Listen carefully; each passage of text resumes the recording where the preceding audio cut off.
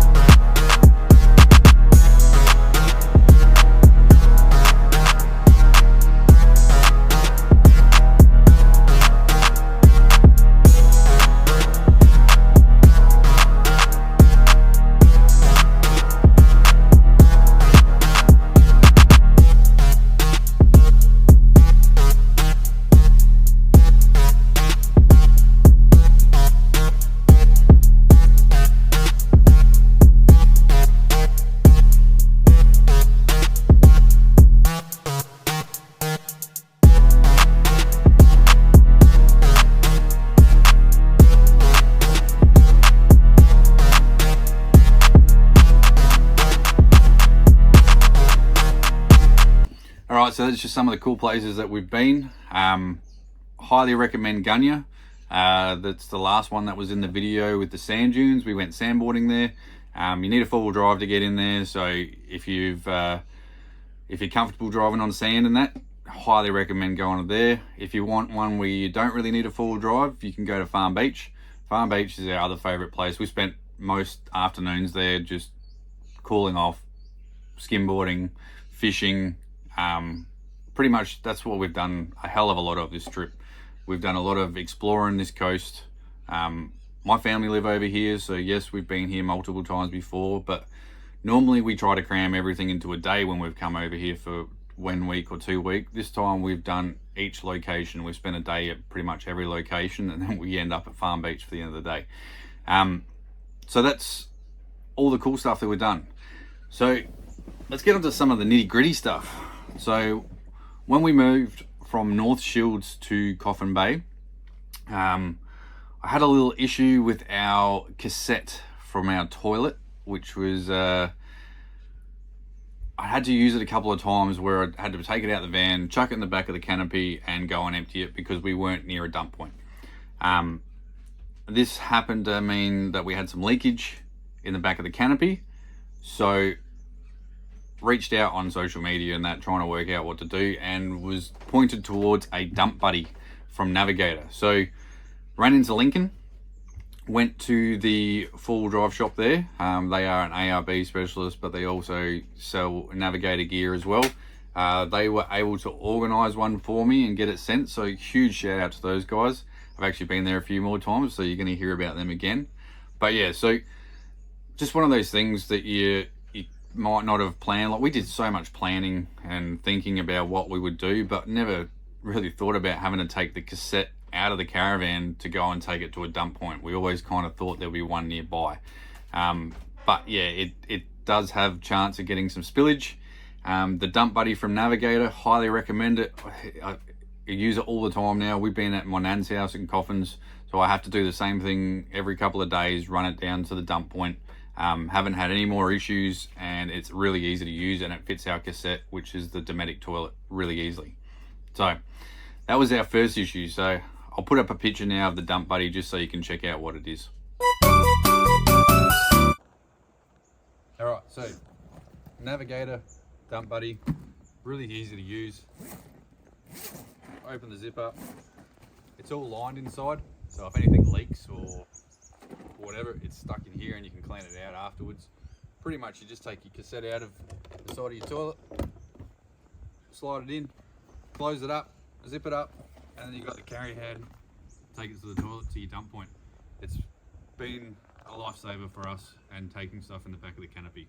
So highly recommend one of these if you're traveling and you need to take your toilet cassette to a dump point. It's worked a treat for us. All right, so that was a dump buddy. One of the other things that we've found that we needed is some tyre deflators. So we've been hitting the beaches pretty much every day, always having to deflate the tyres. I just had a Ironman single deflator. I was going around and doing each tyre individually. Always looking for ways to make things quicker. Just trying to save a little bit of time so you're not spending so much time doing the nitty gritty bits. And I ended up buying some Campboss 4x4 tyre deflators. These are really easy to use. You actually open this section up here. You can preset the tyre pressure that you want to go down to, lock it up, and then screw them onto the tyre. And 5 minutes, I reckon, max, and all the tyres are down. You just go around and chuck them on all the tyres, take them off, and you're ready to go. And these have been bloody perfect. Like they're set to exactly the pressure that I've put them on the Campboss things. So highly recommend them. Pick them up from the 4x4 store in Lincoln. So that's a big shout out to those guys again. So I did have another issue. We have a ARB twin compressor set up on board on the Ranger. I've been using one of these digital air inflators to pump up the tires, and the battery in here went flat. So changed it to AAA batteries. I came up with a fault. OP. Don't know what a fault is. Couldn't clear it. Ended up going back into the 4x4 shop in Lincoln because they're an ARB specialist. And in the end, it got swapped over. So really appreciative to the guys there for getting the warranty thing done. They just gave me a brand new one and took the other one back for warranty work. We're traveling. We didn't bring everything with us, so we don't have all the receipts and bits and pieces. So lesson learnt. If you're going away and you've got stuff that you've brought new, that you still got warranty on, that potentially could have a problem, it may not, it may, bring all those little receipts with you. I brought heaps of the instruction books and warranty books and stuff like that, but there was a few things that I've forgotten. This was one of them. But really happy with ARB, and thanks to the guys there for spending the time talking to the warranty guys for us and being able to change it over, because otherwise it would have been out of pocket another $88 for another one. So awesome. Highly recommend these two. they're so easy to use, and it's easy to pump their tyres up while you're finishing on the beach, and it's quick. So, all right, so I brought my lovely wife in to attend this next session. No, we just want to talk about space in the van. So space in the van is always looking for more, I guess, like whether it's trying to have workspace so you can get stuff ready for tea, just an area to do stuff in. Now, I'll chuck up an old picture of our van with a massive coffee machine that sat next to the sink. We have gotten rid of that coffee machine.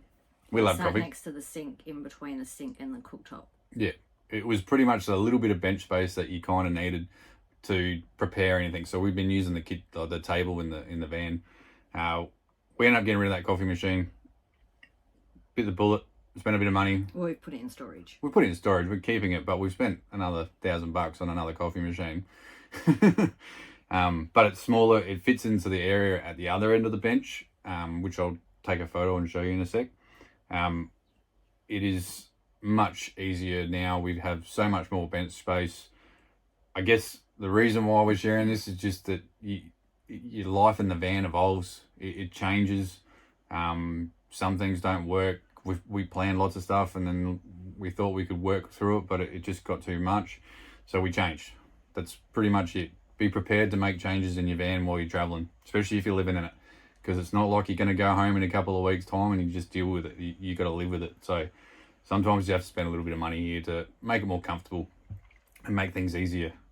And leading on from that is being in a small space with 3 other humans.